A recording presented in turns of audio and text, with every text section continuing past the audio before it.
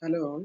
In this presentation, I will present my PhD thesis work on reduced feedback schemes in 4G and 5G Ofdm based cellular systems. Specifically, we focus on the modeling, performance analysis, and redesign of such schemes. This is a joint work with my PhD advisor Professor Neeresh P. Mehta at EC Department, Indian Institute of Science, Bangalore. First, let us see why we need reduced feedback schemes in these OFDM-based cellular systems such as 4G and 5G. In 4G and 5G, the basic unit of resource that can be allocated to a user is called as a physical resource block, abbreviated as a PRB. In 4G, each PRB occupies a bandwidth of 180 kHz and a duration of 1 millisecond. The figure here shows a base station and 3 users. The system bandwidth is divided into 3 physical resource blocks. Just for an example, the base station needs feedback of channel state information from the users, ideally for every PRB for several different purposes. The most important ones among them being user scheduling and adaptive modulation and coding or rate adaptation. In scheduling, the base station decides which PRBs are to be allocated to which users.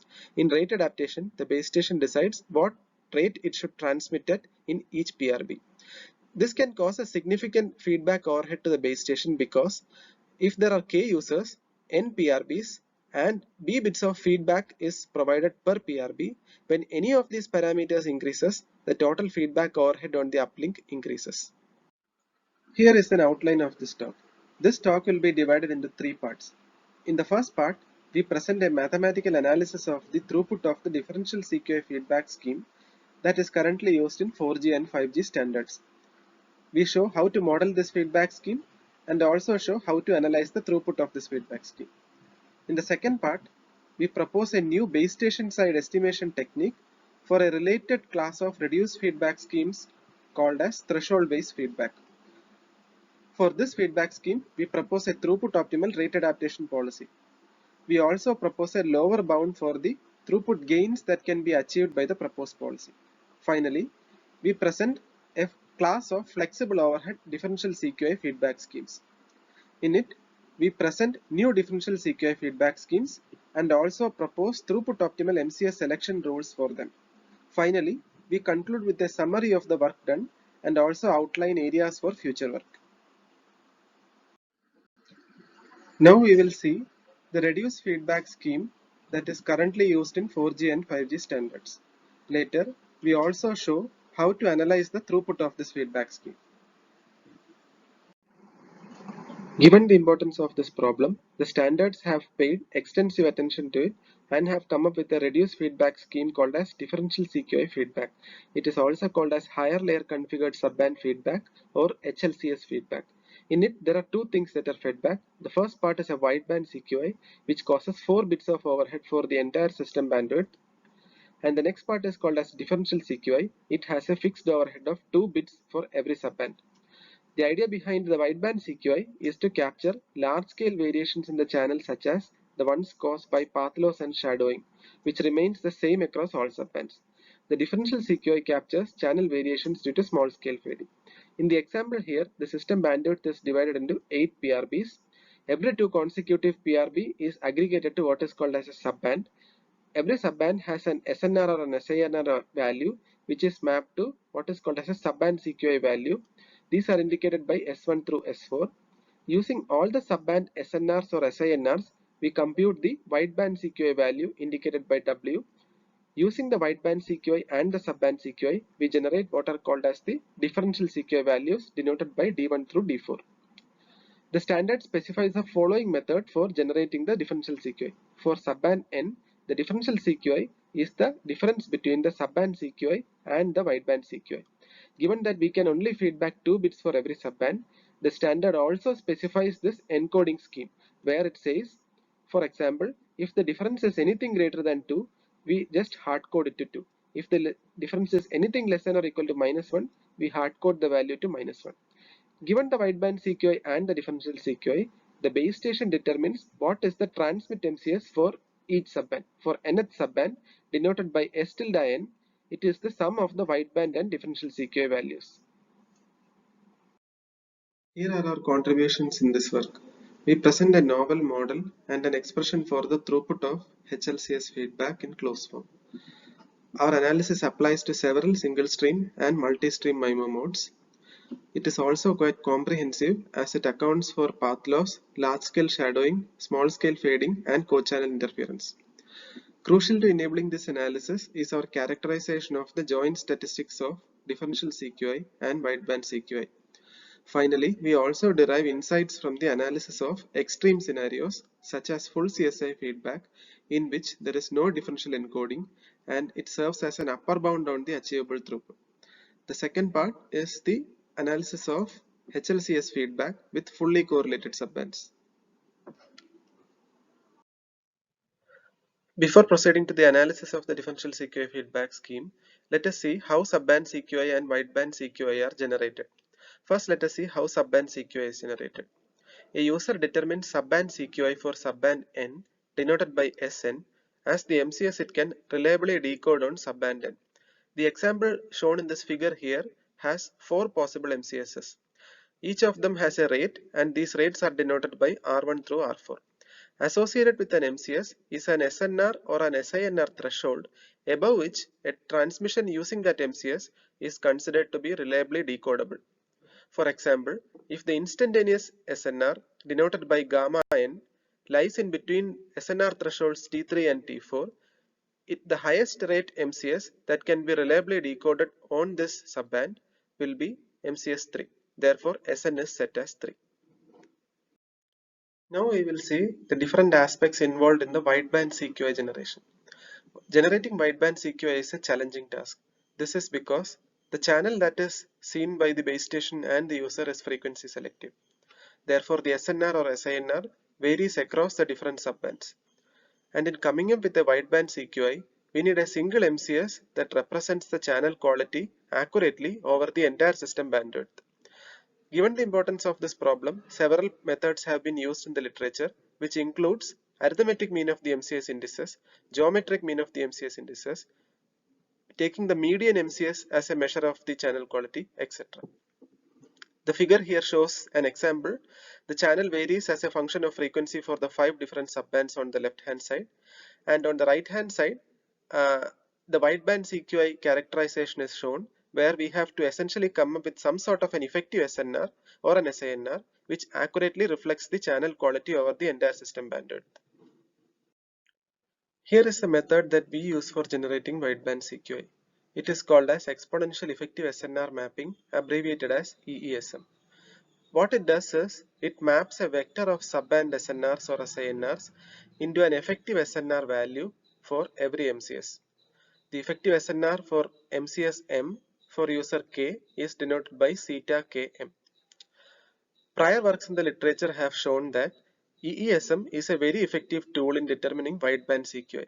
This has led to its use in even system level simulation studies for 4G. Now the effective SNR zeta Km for MCS M is determined using this equation that is shown here. Essentially, it takes into account the subband SNRs or SINRs of the user for all subbands, the number of subbands denoted by n, and an MCS specific parameter shown by beta m. So, as an observation, we should note that the parameter beta m is MCS specific. Therefore, different MCSs see different effective SNRs. From these different effective SNRs, we now have to compute a single effective SNR that represents the channel quality over the entire system bandwidth. Given that different MCSs see different effective SNR values, we now show how to determine the wideband CQI value from them. The wideband CQI denoted by WK is set as M if and only if the effective SNR of MCSM exceeds its MCS threshold Tm, whereas the effective SNRs of all higher rate MCSs denoted by M+1 through capital M are less than their corresponding SNR threshold values. In other words, the wideband CQI value is set as M if it is the highest rate MCS whose effective SNR exceeds the MCS threshold. To show an example of the different MCSs used in 4G and 5G standards, here is a table that shows the set of MCSs that is common to both 4G and 5G. Column 1 shows the different CQI values that can occur.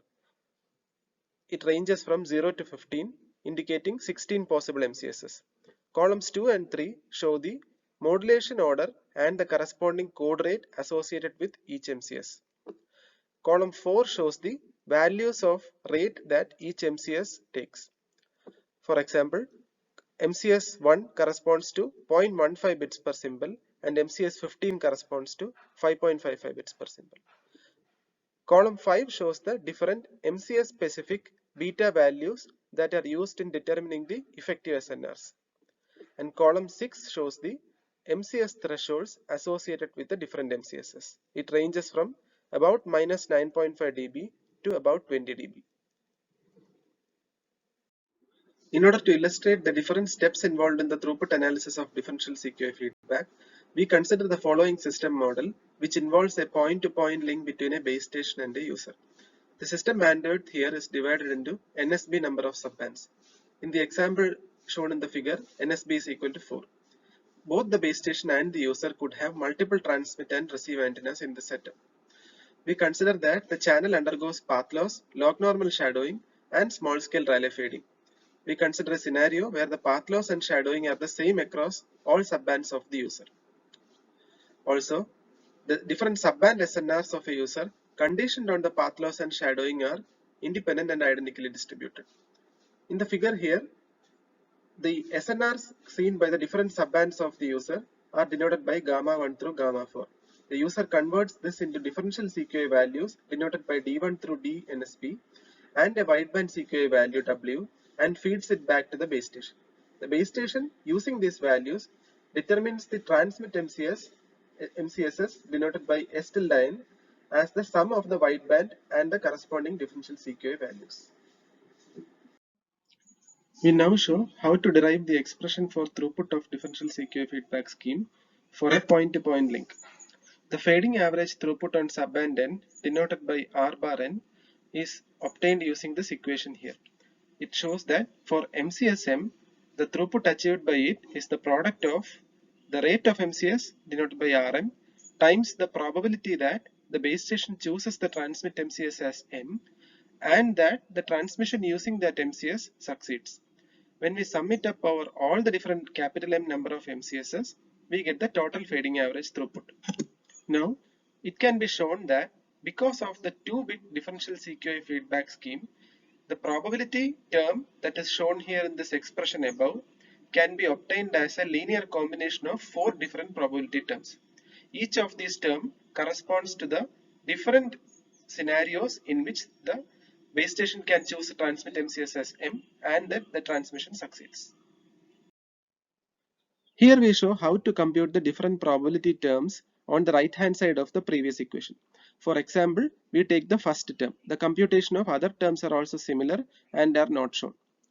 The probability that the wideband CQI is equal to M plus 1, the subband CQI is less than or equal to M, and the transmission using MCSM succeeds is equal to the probability that MCS M plus 1 can be decoded, MCSS M plus 2 till capital M cannot be decoded, and the instantaneous SNR lies in a range given by MCS thresholds Tm and Tm plus 1. Computing this probability term is challenging since it needs an M-M dimensional joint PDF of all the effective SNRs and the instantaneous SNR, and they are correlated. Also, no closed form PDF is available even for the marginal distribution of effective SNR. Hence, in the following slides, we develop 3 steps to simplify this computation. In step 1, we reduce the dimension of the joint PDF from capital M minus M to just 3. To do this, we take the probability expression from the previous slide and drop all terms in it that contains MCSS M plus 3 till capital M. This is based on the logic that if MCS M plus 2 cannot be decoded, it is highly unlikely that other higher rate MCSs can be decoded. Applying a similar logic, we can reduce this probability expression to a difference of 2 probability terms. Note that each of these terms contain only bivariate probability terms. Hence, we need only bivariate PDFs to compute the above probabilities. In step 2, we repeat the steps shown in the previous two slides to each of the four probability terms that we initially set out to compute.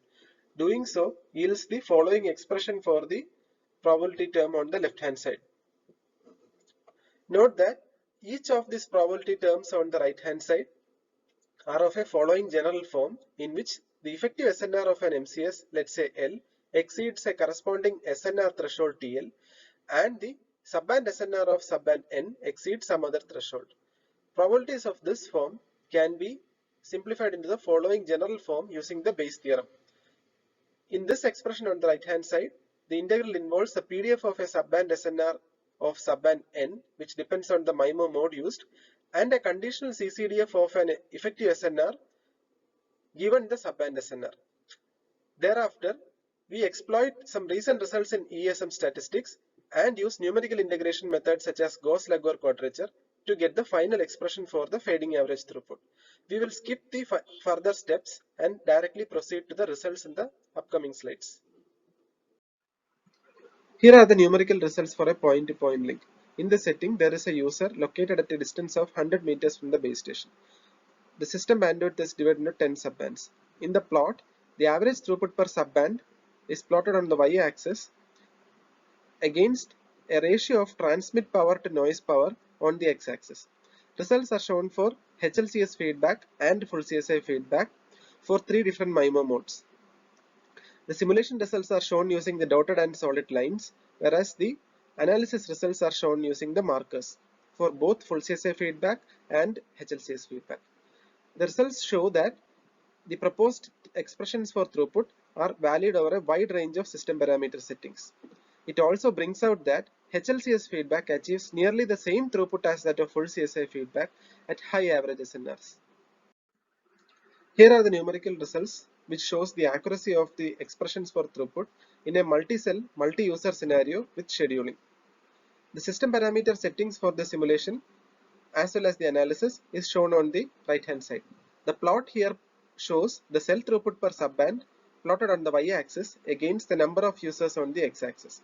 Results are shown for three different scheduling schemes, namely greedy, proportional fair and round robin scheduler. For the HLCS feedback as well as full CSI feedback, the simulation results refer to the throughput values obtained in Monte Carlo simulations, whereas the analysis shows the throughput values obtained using the expressions that we have derived. As seen in the case of a point-to-point link, the analysis accurately captures the throughput in this scenario also. Also, it brings out that the cell throughput of greedy and proportional fair schedulers increases as the number of users increases and eventually saturates. It also shows that the throughput loss for the greedy scheduler varies from about 4.5% to 14.11%, whereas that of the proportional fair scheduler is about 15.5%. Here are some important observations that we can arrive at from the study of the differential CQI feedback scheme of 4G and 5G. First is that it uses a fixed overhead feedback width pattern of 2 bits per subband.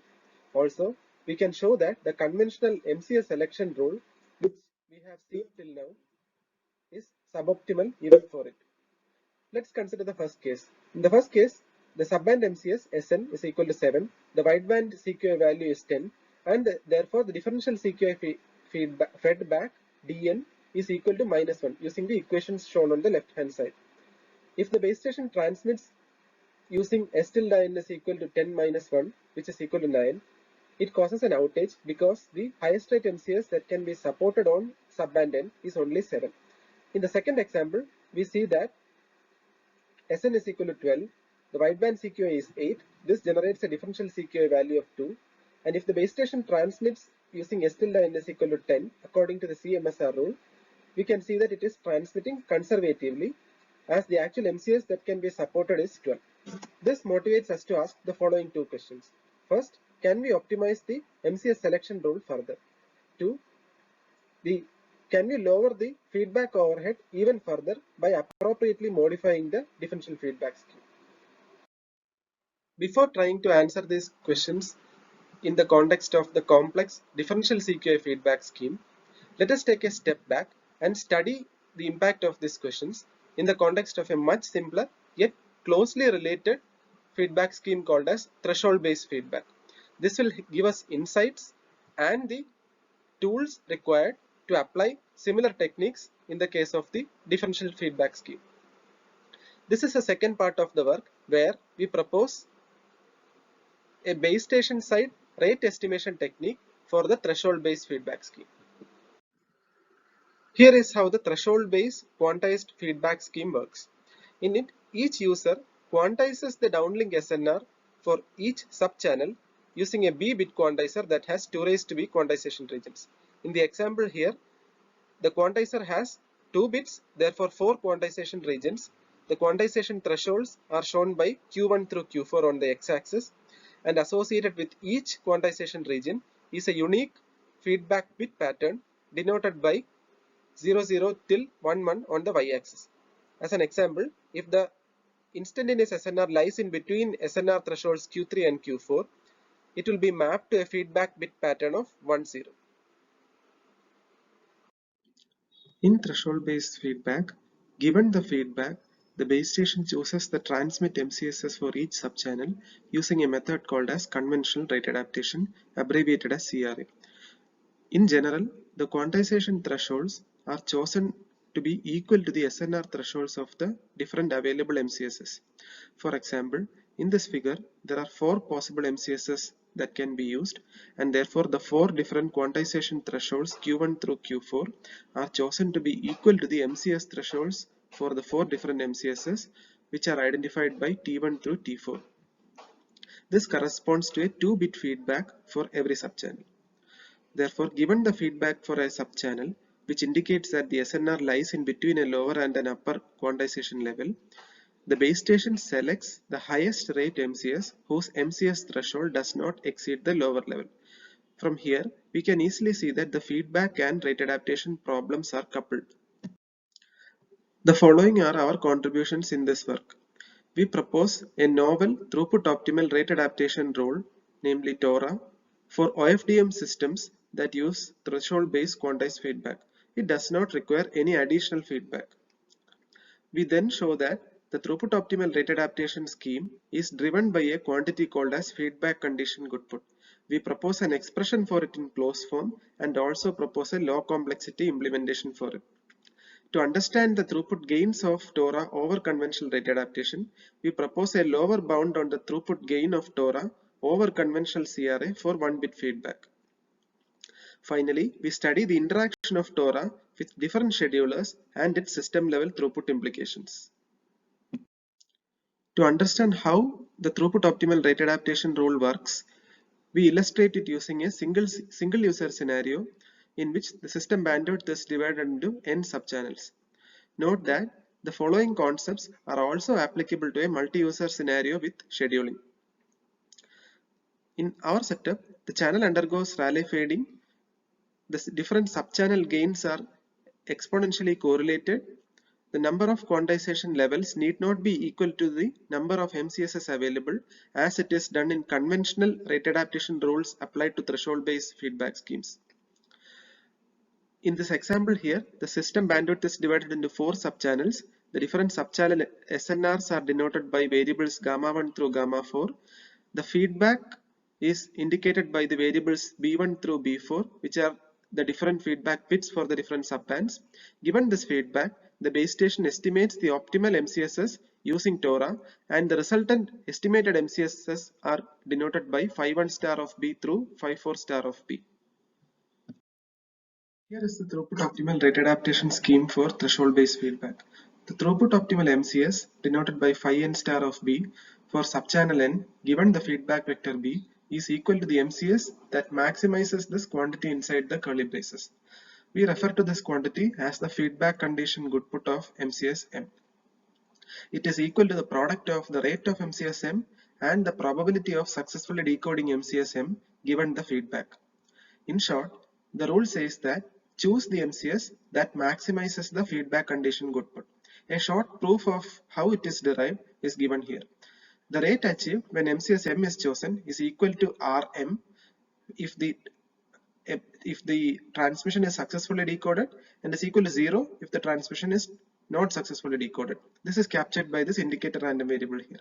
Therefore, the fading average throughput will be an expectation over the random variable gamma n. This gives the expression for feedback condition goodput as the product of rate times the probability of successfully decoding MCSM given the feedback. As an example, and to show the dependencies of the proposed rate adaptation scheme on the different system parameters, we give the expression for the throughput optimal estimator for the case when the subchannel SNRs are independent and identically distributed.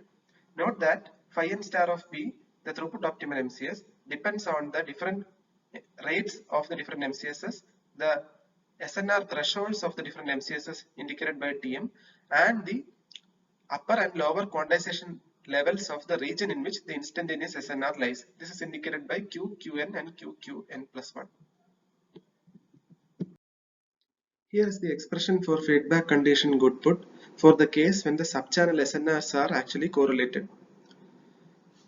The feedback condition goodput denoted by psi n m of B for MCSM on subchannel n given the feedback vector V, B is equal to the product of rate times a ratio Cm of n by Dm of n in the case when the MCS threshold of MCSM, namely Tm, is less than the upper quantization level in which the instantaneous SNR lies. The expressions for Cm and Dm are similar, and only the expression for Dm is shown here. Note that even Dm contains an infinite summation and a combinatorial summation, which shows that its complexity for evaluation is very high. We now study the sensitivity of throughput to the correlation between the subchannel SNRs.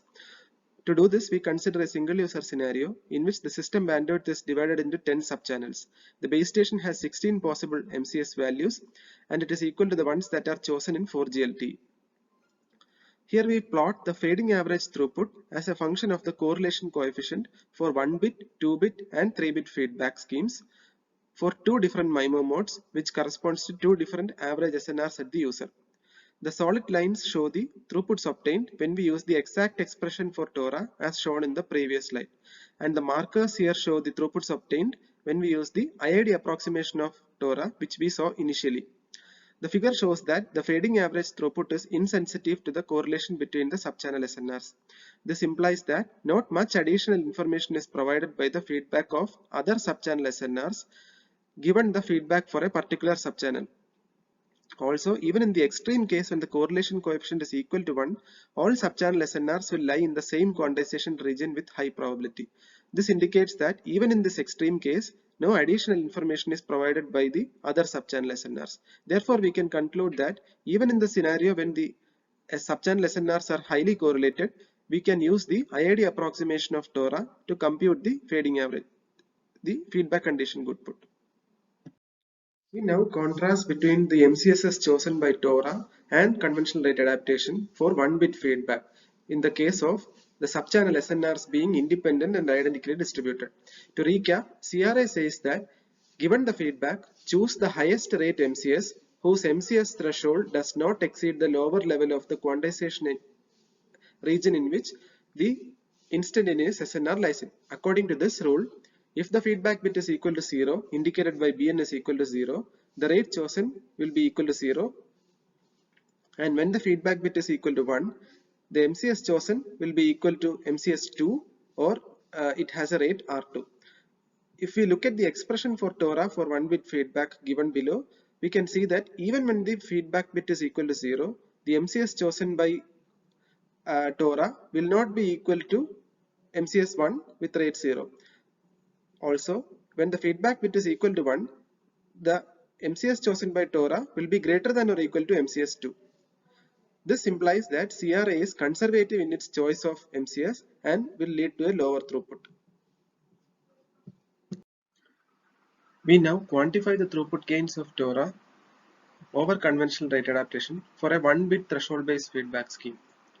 The expression here shows a lower bound on the throughput gain that can be achieved using TORA over conventional rate adaptation. And the plot here on the right hand side plots this bound and the actual throughput gain obtained using simulations as a function of the distance of a user from the base station.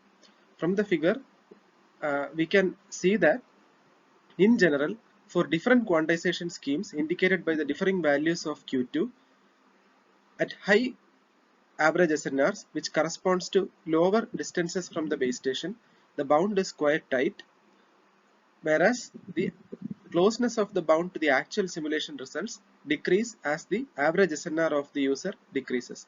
Also, the throughput gains are high at closer distances of the user from the base station, while the throughput gains decrease as the user moves further away. We now present numerical results that show the impact of optimizing the quantization threshold for 1-bit feedback. The scenario here is a multi-user scenario with a greedy scheduler employed at the base station. Other system parameter settings for the simulation are given on the right hand side. The plot shows cell throughput in bits per symbol plotted as a function of the quantization threshold of the 1-bit quantizer. Results are shown for conventional rate adaptation, TORA, and full CSI feedback for 3 different MIMO modes. In all these cases, we see that the throughput of TORA exceeds conventional rate adaptation by significant margins for all the different MIMO modes. Also, TORA achieves throughputs which are very close to that of full CSI feedback with just 1 bit feedback compared to the 4 bits of feedback employed in full CSI scheme. Another point to note is that conventional rate adaptation is very sensitive to the quantization threshold chosen, whereas TORA is not.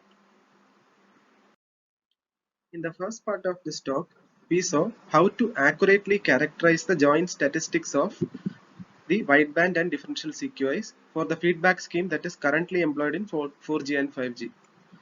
We then designed a base station side rate estimation technique for threshold based feedback, which showed that we can significantly reduce the feedback overhead involved in feedback while not sacrificing on the throughput. Now, building on these insights, we go into the third part of this talk where we show an approach to design flexible overhead differential CQI feedback schemes that are closely related to the feedback scheme that is currently employed in 4G and 5G. We now summarize the key ideas behind the flexible overhead differential CQI feedback scheme. Because the wideband CQI and the differential CQI are all generated from the same set of subband SINR values, they will be correlated. We use this and use different overheads for different subbands. The figure here shows a user and a base station. The system bandwidth is divided into 4 subbands for example. For every subband denoted having this white color, I feedback 2 bits, and for every subband shown by hashed red color, we feedback 1 bit of information. Whereas in the differential feedback scheme of 4G and 5G, for every subband we feedback 2 bits of information. Now the next idea is, let the base station estimate the optimal MCSS for all the subbands using the statistical information available to it and the feedback CQI. These estimated MCS values are denoted by S1 star through S4 star here. In this work, our contributions are as follows. We show how to reduce and control the overhead of differential CQI feedback. For that, we propose a flexible overhead differential CQI feedback scheme. Next, we show how to select the optimal downlink transmit MCSS for each subband. For that, we propose a throughput optimal MCS selection rule. Then, we present a comprehensive benchmarking of the throughput of the proposed scheme along with several different conventional approaches. We now present the system model that we consider in this work. We consider a multi-cell scenario where there is a reference cell with k users. The system bandwidth is divided into b subbands, and different MIMO modes could be used depending upon the number of transmit and receive antennas at the base station and the user. The channel between the user and the base station undergoes path loss, log normal shadowing, Rayleigh fading, and co-channel interference. The subband SINRs of a user are correlated, and the subband SINRs of different users are independent as the users are spatially separated. We also have the provision of using a flexible feedback overhead, unlike the differential CQI feedback scheme of 4G and 5G. In the figure here, we show a user K communicating to a base station 0. There are interfering base stations denoted by base station 1 through base station L. The differential CQI feedback is indicated by DK. The wideband CQI is indicated by WK. The number of bits of differential used for differential encoding for each subband is denoted by BK1 through BK4, and the optimal MCSS selected by the base station using the proposed rule is denoted by SK1 star through SK4 star. We now present the throughput optimal MCS selection rule. The throughput optimal MCS for subband n of user k, denoted by S tilde star kn, is the MCS that maximizes this quantity inside the curly braces. For MCS m, it is the product of the rate of that MCS multiplied by the probability of successfully decoding MCS m given the fedback differential CQI and wideband CQI. We call this quantity inside the curly braces as the feedback condition goodput. So the rule is choose the MCS that maximizes the feedback condition goodput. Given that this is the optimal rule, it is easy to see that the conventional MCS selection rule that is currently used in 4G and 5G, given by this equation here, which chooses the transmit MCS as the sum of the wideband and differential CQI, is suboptimal. We now show how to compute the feedback condition goodput. The expression for feedback condition goodput, as we saw in the previous slide, is for MCSM, it is the product of the rate of that MCS times the probability of successfully decoding MCSM given the differential CQIs and the wideband CQI. Now in the paper we show how to translate the differential CQIs being some values into conditions in terms of subband SINRs lying in different ranges. The exact expression for this probability is intractable because we do not have the joint statistics of the wideband CQI and the subband SINR values. Therefore, we propose the following approximation, in which we first write this conditional probability as a ratio of joint probabilities and thereafter retain only those terms involving the subband SINRs of the nth subband and the wideband CQI. We drop all the terms containing the subband SINRs of other subbands. The intuition behind such an approximation is that the subband CQIs are highly correlated with the wideband CQI because the large scale fading is the same across all subbands, and therefore properly accounting for the wideband CQI is sufficient, and we do not need to consider the information conveyed by the other subbands if we properly account for the wideband CQI. Here we show how to compute the numerator probability term in the expression for feedback condition goodput. It can be shown that the numerator probability term shown here on the left side can be written as the linear combination of 4 different probability terms of this form. If we look at this carefully, we can see that all the different probabilities are of the following general form, which involves a joint probability expression in terms of the effective SNR and the subband SNR. We derive an accurate expression for this general form in the paper. And once we get this expression, we substitute the corresponding values in this general expression and obtain the expression for the numerator probability term. Similarly, we obtain the expression for the denominator probability term and then take the ratio of those two and multiply it with the rate to compute the feedback condition goodput. We now validate the efficacy of the proposed feedback scheme and the MCS selection rule in a single user scenario. The corresponding results for the multi-user scenario are available in the paper. Here we consider a single user having a mean SNR of 15 dB, system bandwidth being divided into 10 subbands. The MIMO transmission mode employed is CMO with MRC at the receiver. The channel between the user and the base station undergoes small-scale relay fading, and large-scale fading consists of path loss and log-normal shadowing. The plot here shows the normalized throughput, which is the ratio of the throughput achieved by a feedback scheme to the full CSI throughput as a function of the differential feedback overhead on the x-axis. By full CSI feedback, we mean the user feeds back 4 bits for every subband, indicating the exact MCS for downlink transmission on every subband. This is the ideal feedback scheme that achieves the highest throughput. Using circle markers here, we plot the throughput of the proposed flexible overhead feedback scheme for every differential CQA feedback overhead in conjunction with the proposed MCS selection rule.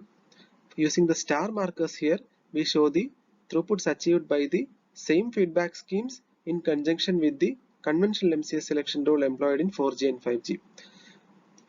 Using the red arrow here, we have shown the the throughput achieved by the feedback scheme of 4G and 5G. The corresponding throughput achieved by the full CSI feedback would be 1, and its overhead would be 40 bits. Therefore, the closer we are to 1, the better the feedback scheme is.